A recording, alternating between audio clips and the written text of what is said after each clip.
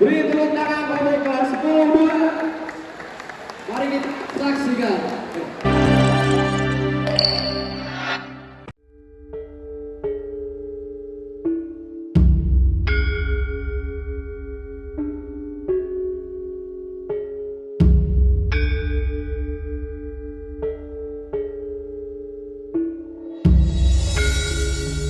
Dikisahkan perjalanan hidup seseorang dalam mencari kebenaran hingga mendapatkan hidayah Allah dalam tataran makrifat lahiriah juga batiniahnya. Prakisah perang saudara yang berkepanjangan di Majapahit menyisakan penderitaan bagi seluruh rakyatnya. Penyakit dan kelaparan terjadi di mana-mana. Kadipaten Tuban, salah satu bawahan Majapahit, mau tidak mau terkena imbasnya. Kelaparan dan kematian hampir setiap hari selalu terjadi. Saat menginjak masa muda, Raden Mas Syahid mulai prihatin dengan kehidupan masyarakat sekitar tempat tinggalnya yang penuh kesengsaraan. Raden Mas Syahid memang tidak merasakan langsung penderitaan tersebut karena dia merupakan putra seorang adipati. Namun dia tidak tega melihat keadaan tersebut. Aku luwe banget, pengen maem. Sabar ya, Nduk. Ibu arep masak gak duwe lawon.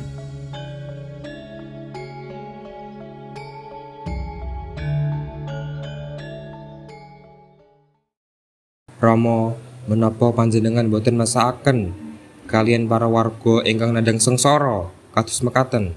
Warga sami keluwen, sakit-sakitan mekaten. Banjur apa sing mbok karepke? Kados pundi menawi panjenengan bebasaken pajek kangge para warga? Cobi panjenengan penggalih damel nedha mawon sampun kekirangan. Napa malih badhe bayar pajek, Rama? Ora bisa.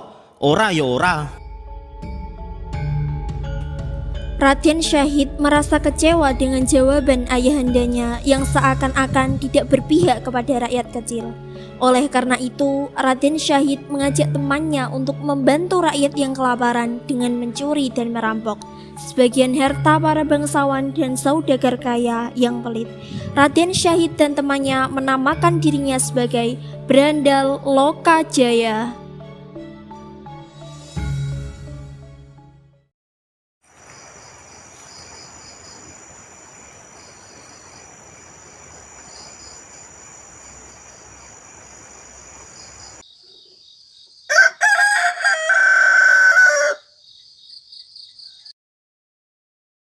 Wah, alhamdulillah, Mas. Tangi. Alhamdulillah, Mas. Matur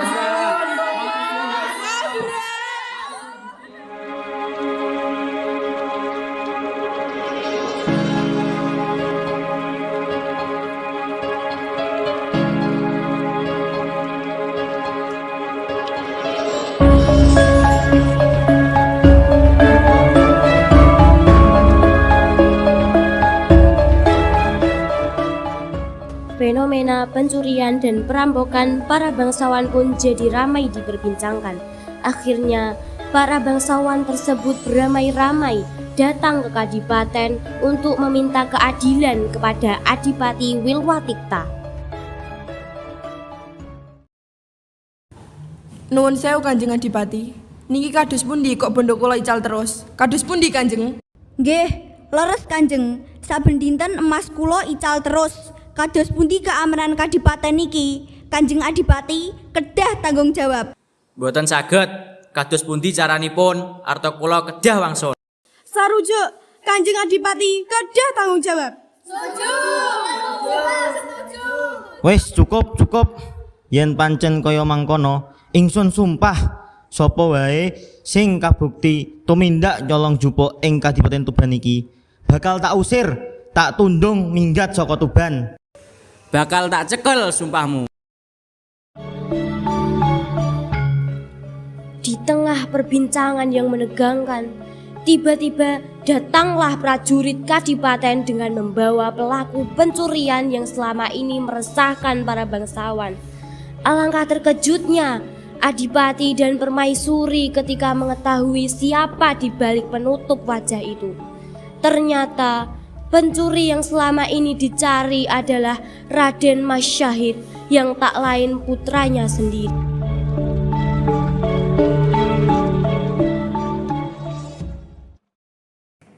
Nuwun sewu Kanjeng Adipati, kula sowan ngadhep panjenengan.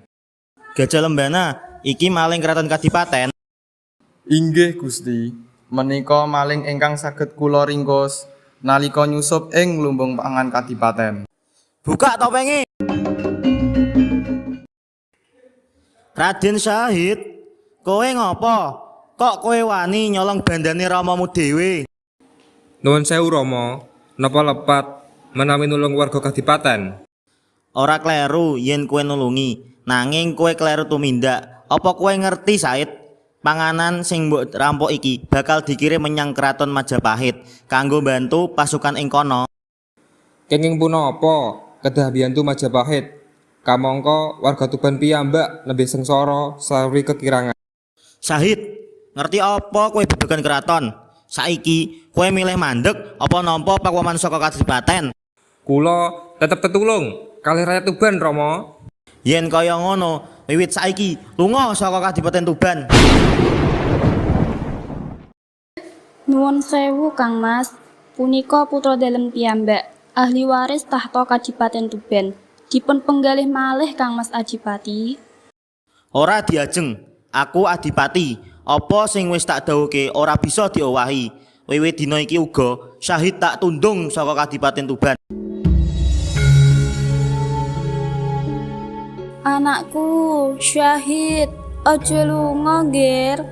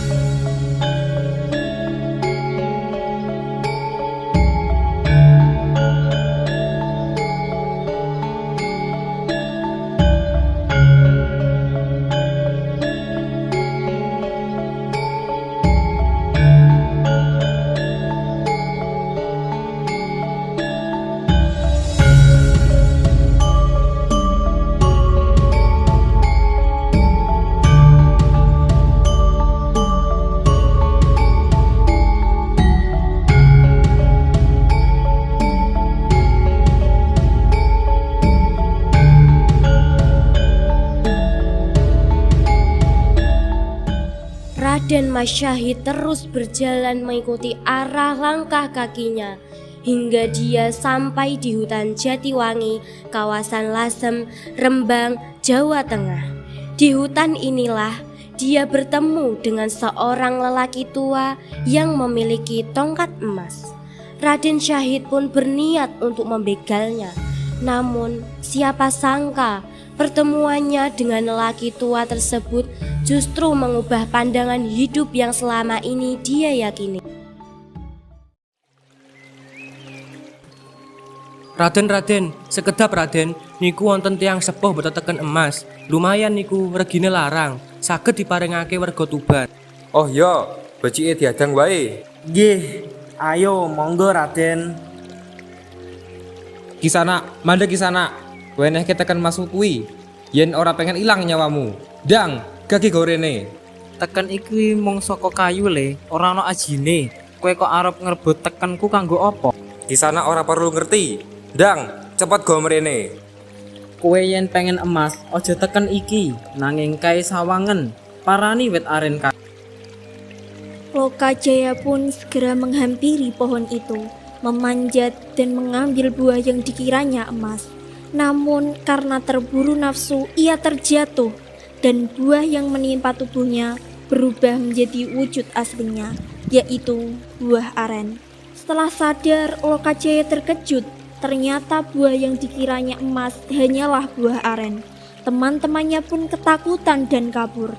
Sedangkan Raden Syahid menyadari kalau orang tua yang dihadapannya tadi bukan orang sembarangan, melainkan seorang Sunan Bonang, wali yang alim dan masyhur di tanah Jawa. Lantas Raden Syahid pun bertaubat dan berguru kepadanya. Ampun Kisanak, sejatinipun panjenengan menika sinten? Kula kapok, kula tobat, kula badhe meguru kalih panjenengan. Kula badhe nebus kelepatan kula kalih panjenengan. Aku Sunan Bonang.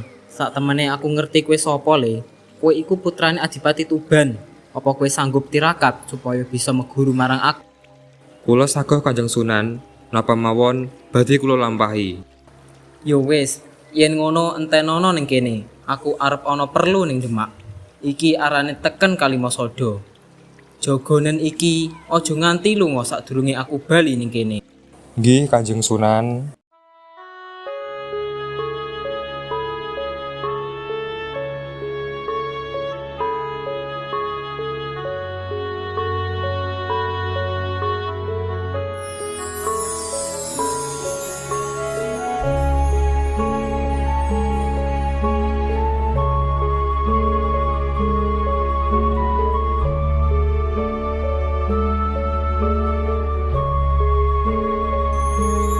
Rumeksa ingsun lakune stangaya wara kelawan mekak hawa kang dur angkara.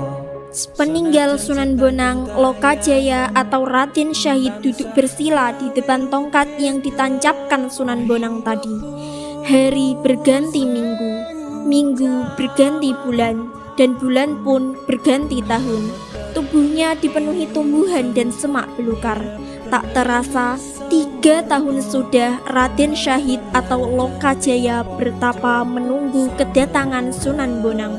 Suatu ketika Sunan Bonang melintasi wilayah itu dan baru teringat dengan Raden Syahid. Ketika Sunan Bonang datang ke tempat dulu ia menancapkan tongkatnya, Raden Syahid tidak terlihat. Yang ada hanya gerombolan semak belukar. Ketika didekati, ternyata itu tubuh Syahid yang ditumbuhi semak belukar. Dengan terenyuh, dibersihkan tubuh Raden Syahid dari semak belukar. Sunan Bonang mencoba membangunkan Syahid dari pertapaannya, tapi Raden Syahid tidak bisa dibangunkan dengan cara biasa. Sunan Bonang tersenyum, ia tahu kalau Raden Syahid mendapatkan makrifat dari Allah Subhanahu wa ta'ala. Assalamualaikum Raden Syahid. Assalamualaikum. Subhanallah walhamdulillah wala ilaha illallah wallahu akbar. Nak Mas Syahid, jawab salamku. Assalamualaikum. Waalaikumsalam warahmatullahi wabarakatuh. Oh Kanjeng Sunan, nembe kemawon panjenengan tindak sampun dugi ngriki melih. Masya Allah, saat temene lungaku saka kene wis 3 tahun nak Mas. Alhamdulillah, nak Mas wis 3 tahun jaga teken Kalimasada. Muga-muga nak Mas pikantuk pituduh saking Gusti Allah. Nak Mas Syahid, amarga nak Mas wis saguh jaga teken ing kali iki. Mula wong-wong padha ngarani sliramu jaga kali. Mula saka kuwi aku uga bakal maringi asma kanthi ngucap asyhadu alla ilaha illallah wa asyhadu anna Muhammadar Rasulullah. Wiwit dina iki Raden Syahid tak paringi asma Sunan Kalijaga.